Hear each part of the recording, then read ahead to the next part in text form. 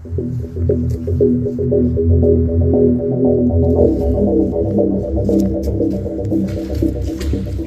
to our Airbex. Today we're exploring a drain.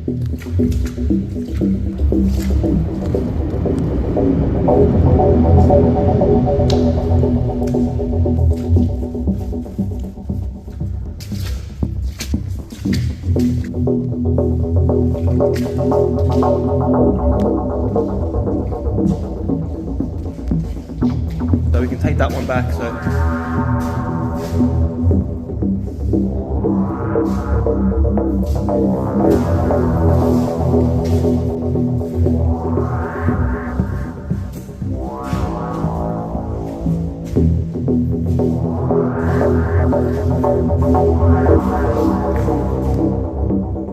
there's even books in here. Oh, that's cool.